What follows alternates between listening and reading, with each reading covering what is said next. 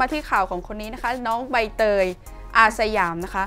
หลังจากที่ก่อนหน้านี้คู่รักกับดีเจแมนใช่คือตั้งแต่มีข่าวครั้งแรกห่าง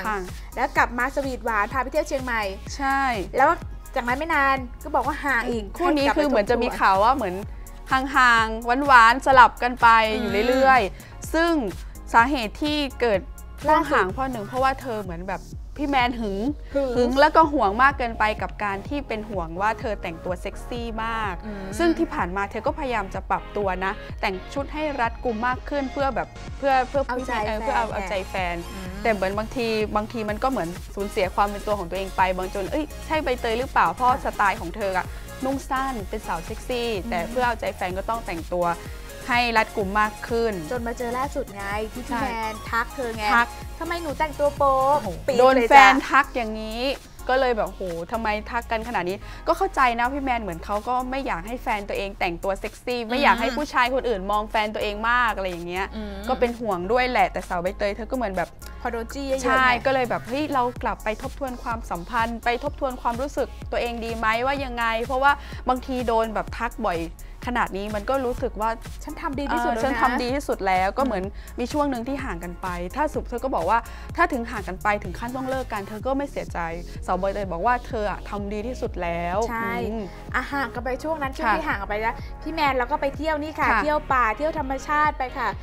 เป็นผู้ชายเนาะส่วนด้านใบเตยก็เธอก็ใช้ชีวิตตัวเองประจำวันโพสต์รูปใน IG เป็นแบบต่างคนต่างพูดเลยนะใช้ชีวิตไปใช้ชีวิตไลฟ์สไตล์ของใครของมันในช่วงที่ไปห่างทบทวนความสัมพันธ์แต่ล่าสุดจะทำเอาทะเลหวานเลยทีเดียวเพราะคู่นี้เขาจุงมือกันไปสวีทหวานกันที่ภูเก็ตกันเลยนะเราก็ไม่รู้ว่าใช่ซึ่งครั้งนี้ใบเตยนะแต่งตัวเปรี้ยวจี๊ดมากแซ่บมากคงผ่านความเห็นชอบจากพี่แมนแล้วเนาะลงได้ขนาดนี้แล้วพี่ก็ไม่รู้อ่ะเรียกว่าจากทะเลหวานเจอใบเตยใส่ชุดว่ายน้ำปุ๊บทะเลเดือดเลยค่ะเพราะแต่ละชุดคือแซ่บมากแต่ว่างานนี้เราก็ไม่รู้ไงว่าทั้งคู่อ่ะเขากลับมาดีกันหรือยังแต่พี่ว่าน่าจะดีแล้วนะไปเที่ยวกันขนาดนี้แล้วแบบโอ้โหน่าจะกลับมาคืนดีการคุยกันเข้าใจกันมากขึ้นหลังจากที่ห่างกันไปใช่แต่ว่าพี่ก็พยายามโทรหาใบเตยแล้วนะแต่คิดว่าช่วงนี้คงยังสวีทหวานอยู่กับพี่แมนที่ภูเก็ต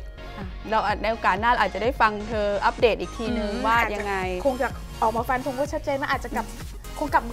คืนดีกันแล้วล่ะแล้วก็ได้เห็นภาพใน IG ของทั้งคู่ได้มาอัปเดตให้แฟนๆได้ติดตามได้จบจากข่าวนี้น้องใบเตย